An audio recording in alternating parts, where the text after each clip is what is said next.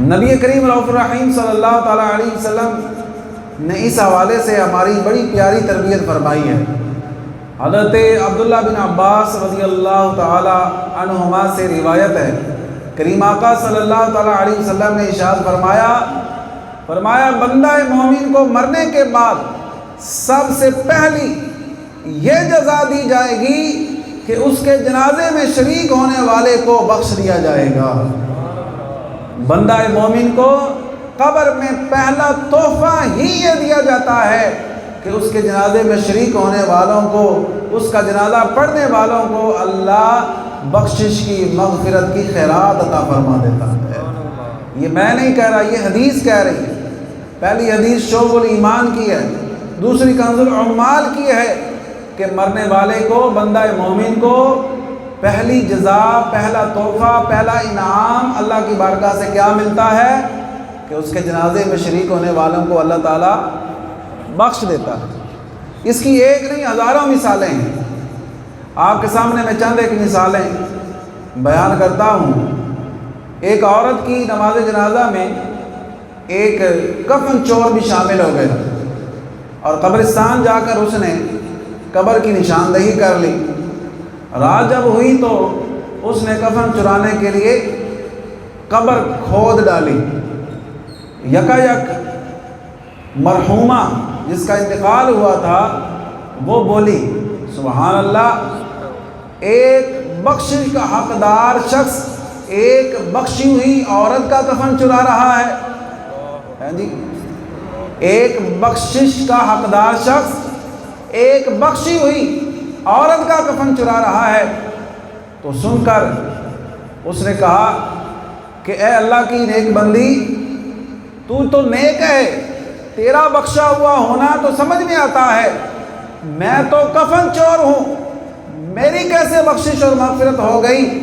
تو اس نے کہا کہ اللہ تبارک و تعالیٰ نے مجھے قبر میں پہلا انعام ہی یہ دیا ہے کہ میرا جنازہ پڑھنے والوں کی اللہ تعالیٰ نے بخشش فرما دی ہے۔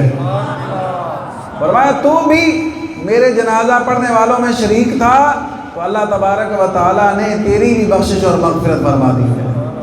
تو یہ بخشش کی خوشخبری سن کر وہ کفن چور اللہ کی بارگاہ میں توبہ کر کے سچا نیک مسلمان بن گیا۔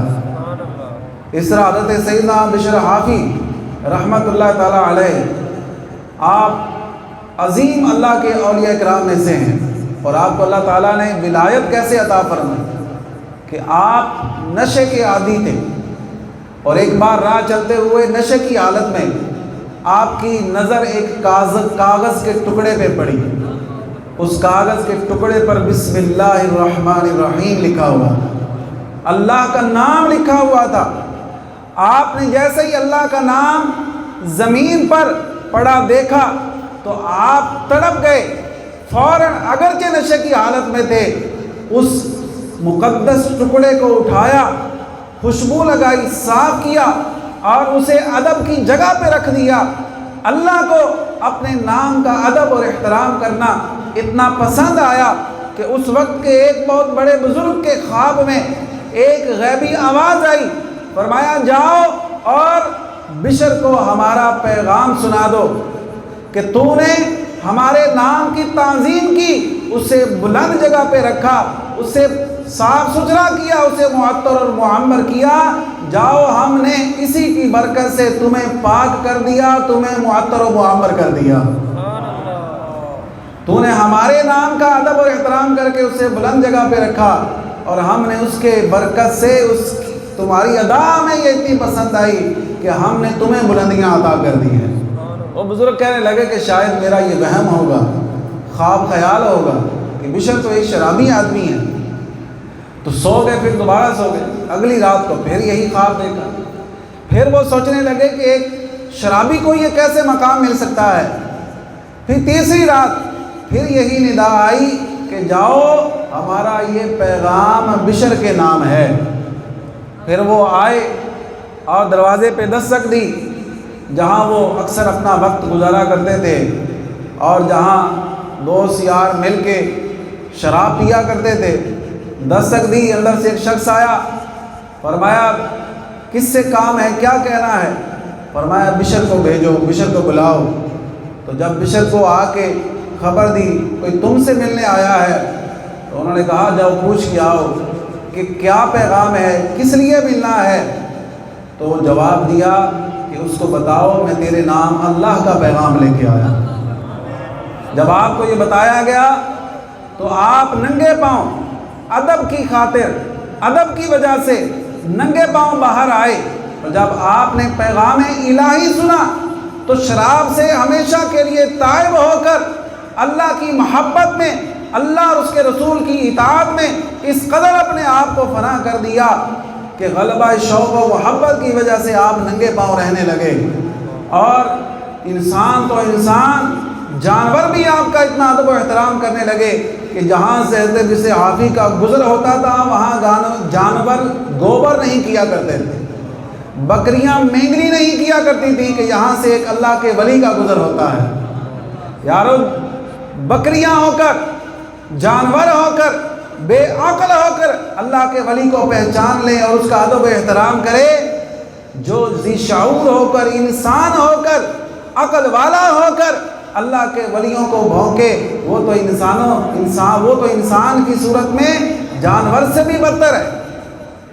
آپ کا تو جانور بھی ادب و احترام کیا کرتے تھے، اور اللہ تعالیٰ نے آپ کو یہ مقام کس لیے دیا کہ آپ نے اللہ کے نام کا ادب و احترام کیا۔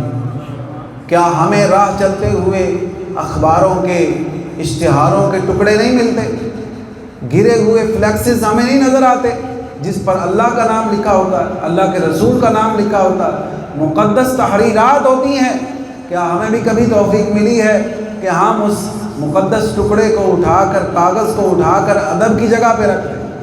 اگر ہم تھوڑی سی ہمت کریں اور اللہ کے نام کے ادب کے لیے مقدس تحریرات کا ادب کرتے ہوئے اگر ہم ان کو اٹھا کر صاف کر کے ادب کی جگہ پہ رکھ دیں گے تو جو رب بشر حافی کو، ایک شرابی کو اپنی ولایت کا تاج عطا فرما سکتا ہے، وہ ہمیں بھی بے حساب اجر و ثواب سے نواز سکتا ہے۔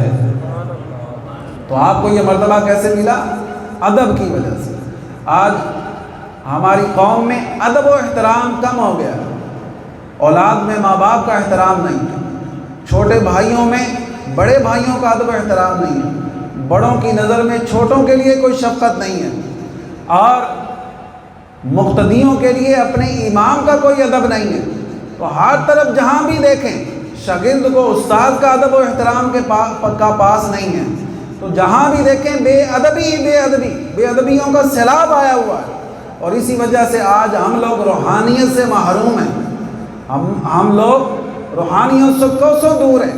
اور پھر جو لوگ جن کو اللہ تعالیٰ نے روحانیت عطا فرمائی ہے، جو اللہ کی محبت میں، اللہ کے رسول کی محبت میں روتے ہیں، لوگ ان سے کچھ سیکھنے کے بجائے ان کا مذاق اڑاتے ہیں، ان پر فنی کلپس بناتے ہیں، ان کو ڈرامے کا نام دیتے ہیں، اور ان کو جناب اداکاری کا نام دیتے ہیں۔ جی رونے والی آنکھیں مانگو، رونے والی آنکھیں مانگو، رونا سب کا کام ہے۔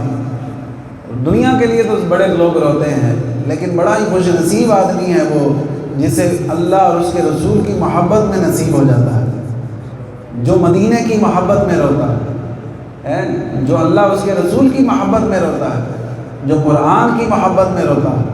تو یہ دعا مانگنی چاہیے کہ اللہ تعالیٰ ہمیں بھی رونے والی آنکھیں عطا فرمائے۔ تو میں بات کر رہا تھا حضرت سیدنا بشر حافی رحمۃ اللہ تعالیٰ علیہ، آپ کی وفات کے بعد حضرت قاسم بن منبہ رحمۃ اللہ تعالیٰ علیہ نے آپ سے پوچھا ما فعل اللہ بک، اللہ نے آپ کے ساتھ کیا معاملہ کیا؟ تو جواب دیا اللہ تعالیٰ نے میری بخشش فرما دی اور ارشاد فرمایا اے بشر تم کو بلکہ تمہارے جنازے میں جو شریک ہوا میں نے ان سب کو بخش دیا۔ تو بندہ مومن جب اپنے کسی مسلمان بہن بھائی کے جنازے میں اللہ کی رضا کے لیے شریک ہوتا ہے تو اللہ تبارک و تعالیٰ اس کے ساتھ ساتھ شرکائے جنازہ کو بھی بخشش اور مغفرت کی خیرات عطا فرما دیتا ہے۔